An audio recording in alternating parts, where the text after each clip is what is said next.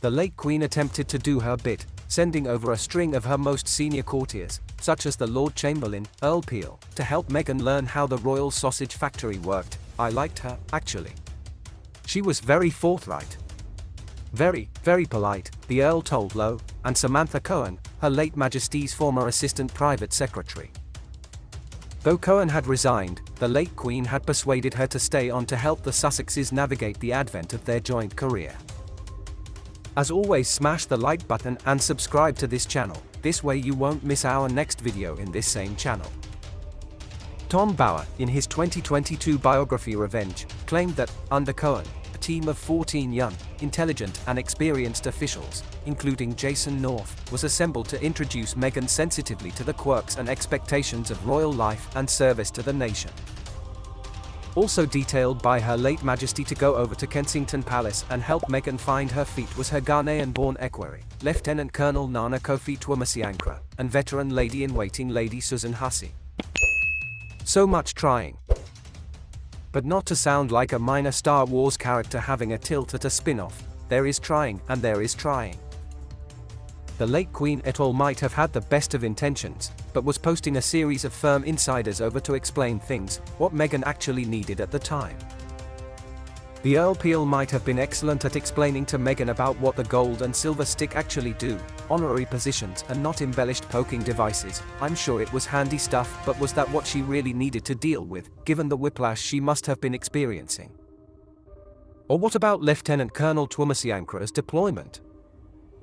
He had lived in the United Kingdom since he was 3, according to the Times, attended a very good university in the UK and enrolled at Royal Military College Sandhurst before being commissioned into the Blues and Royals, and he also served in Afghanistan. Yes, he was the first man of colour to be commissioned into that regiment and was the first regal equerry of colour too, but the sole thing that linked Lieutenant Colonel Twumasi Yankra and the former actress was that they were both people of colour. What was he meant to do? Give her a warning about which visiting ancient dukes were most likely to make racially tinged jokes? Point out the specific palace corridors that are lined with oil paintings glorifying colonial conquest? Then there's Lady Susan, who back then was a nearly 80-year-old establishment figure who had spent more than 5 decades in the royal household. Sure, she could teach the Duchess the right fork for squab, but given Lady Susan's brief period of recent exile, after repeatedly questioning a black royal reception attendee about where she was really from, do we really think these would have been useful conversations? Since then, the Duchess has made claims against the firm of institutional bias in the Sussexes' Oprah Winfrey interview, and the palace has started publishing diversity statistics. In late June, the latest numbers revealed that only 9.7% of their 517 full-time equivalent staff members were from ethnic minorities, below the 10% goal they had previously set themselves. Meghan was trying to learn about the finer points of an institution that predates the printing press by centuries, but must have been contending with an extreme sense of dislocation.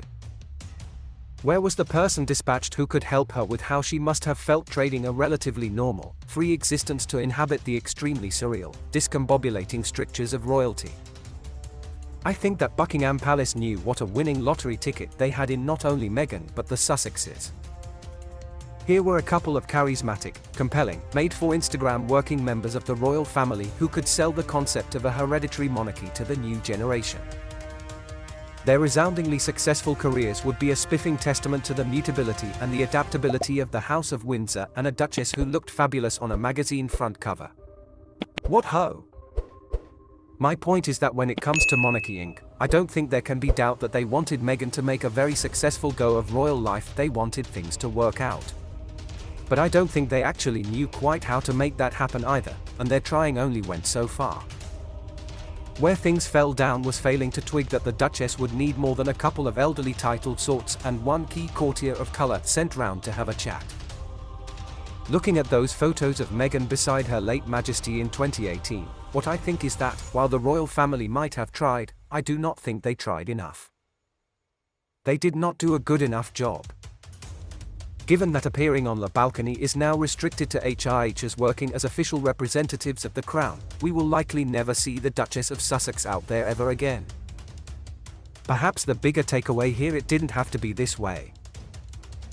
Remember to subscribe to this channel and turn on the notification bell. This way you will be notified when next we drop a video in this same channel. Stay safe.